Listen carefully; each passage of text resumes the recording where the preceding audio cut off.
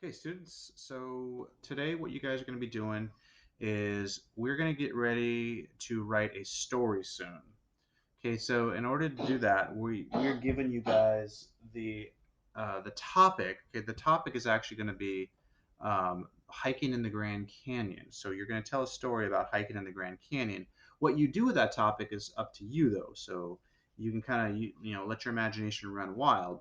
Okay, about what you do with the Grand Canyon. Now, a lot of you have probably been to the Grand Canyon. A lot of you probably haven't been to the Grand Canyon.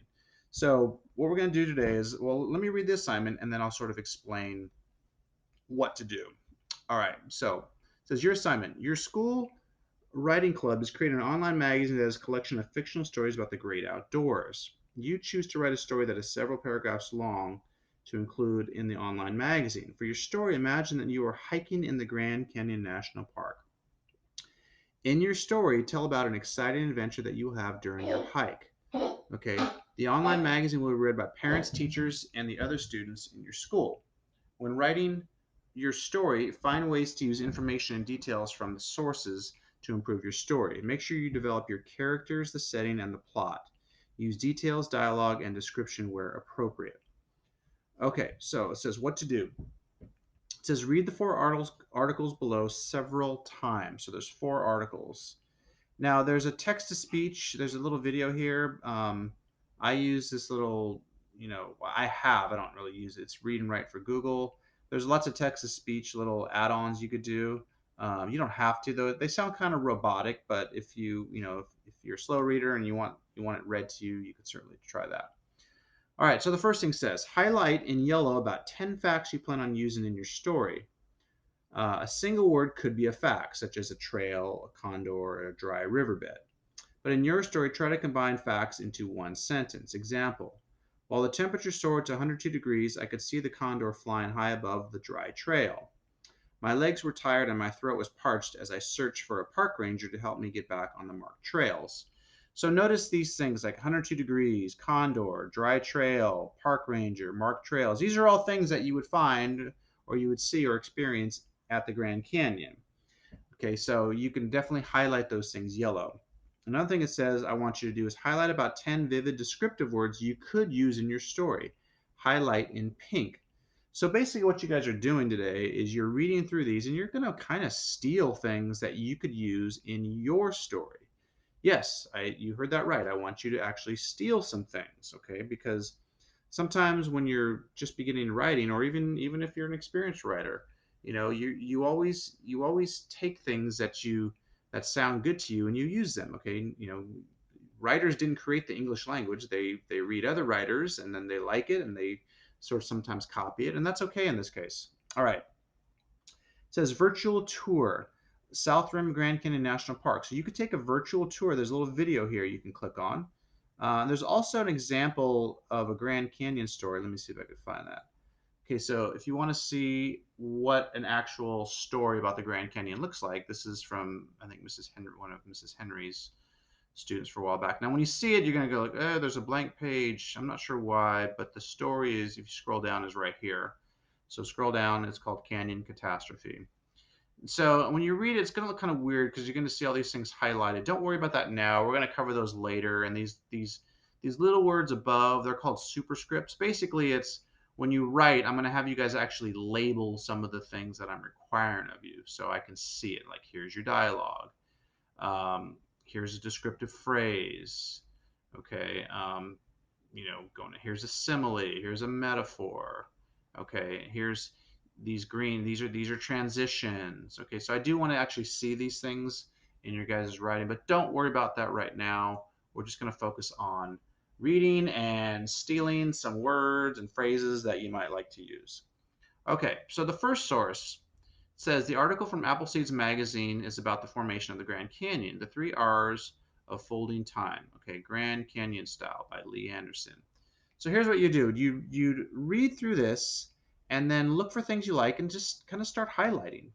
It says there's a place like no other in the world where time seems to fold in on itself, where the past meets the here and now, mountains meet oceans, beauty meets danger, and discovery meets mystery. This place is the Grand Canyon.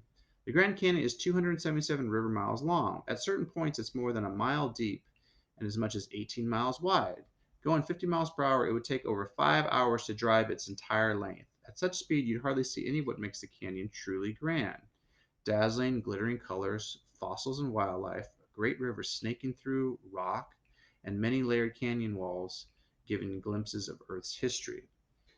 Now, just in this paragraph alone, there's a lot of kind of good stuff you might use. You might go, well, I didn't know it was 277 river miles long. So you could take that and you could highlight that because that's a fact. It's a mile deep. Okay, so you could mile deep. I want to highlight that. It's 18 miles wide. That's pretty wide. So 18 miles wide. Okay, or you could say, you know what? There's some really cool word choice, glittering colors. I like that. So maybe I'll highlight that pink. I like the word dazzling. Now here's some other ones. Okay, fossils and wildlife. That could be a fact because you might actually see these things. So maybe highlight those. Okay, great river snaking through. I like that phrase. That could either be pink or yellow. I'm gonna make it pink because I like the word choice there. Layered canyon walls. Okay. Again, it could be either one. Okay. So you're going to go through this and you can do all this highlighting. Okay. You're going to go through, read it, and go, wow, I really like that. Um, don't over highlight things. You don't have to have that many things, but if you really like it, oh, I like that phrase. I'm going to use that. I like that one. I like that one. Just go and start highlighting. So you should have a lot of, some yellow and some pink maybe highlighted, and then you're going to go to source two. And this talks about how to take a nature walk. Okay, you're going to read through this and you're going to do the same thing. You're going to read through it. I like this. Um, it talks about John Muir. Okay, he carried a notebook to describe wonders he discovered. Okay, and there's these steps like pick a wild place. Okay, bring a notebook, pack a snack. Okay, so you're going to read through this. You're going to read through, that's a pretty short one. Read through source three. It's about hiking. Um, it says each year more than 250 hikers need assistance at the Grand Canyon. If you plan ahead and use safety smarts, you can avoid becoming number 251. So it's basically how to be safe when you go into the Grand Canyon. Okay, they call it an upside down mountain, which that's kind of like that. So I might go, I like that description.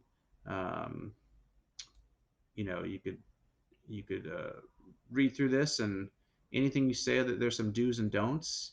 It sort of just kind of gives you a background about how dangerous it is and how to be safe.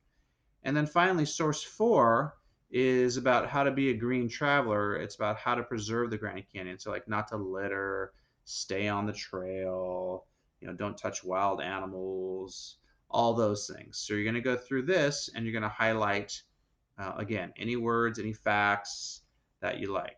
Okay, so when you come to the end here, it says 10 facts I could use in my narrative essay, and then a list of interesting or vivid word phrases I can steal and use in my narrative essay. So what you would do is you can come back over here and go, well, oh, I don't know. I like this 277 river miles wide. And so you could do is you could just simply control copy, um, and maybe paste. Control V is paste. Okay, you can go through. You don't have to copy paste if you want to type it. You can just, but I'm just showing you the easy way. It's Control C is copy. Down here is Control V, paste. Okay, then and then I'll go find all the pink things I highlighted. Well, I liked, I don't know, dazzling. I'll just say glittering colors too. So Control copy. Go down here. So you'll be scrolling a lot. Okay. Control V. You know, so you guys kind of get the picture. So that's what you're going to do. And when you're done, you should have about at least 10 here and 10 here. Okay. Remember, these are like facts and these are more vivid phrases. Okay. So that's kind of it today. I want to sort of take it slow. I want you guys to sort of have a background before you begin your essay the Grand Canyon. So, you're not just doing a cold write. You actually have a little knowledge. Okay. So I'll be here, answer any questions, and so drop in and ask if you get confused. All right. Thanks for watching.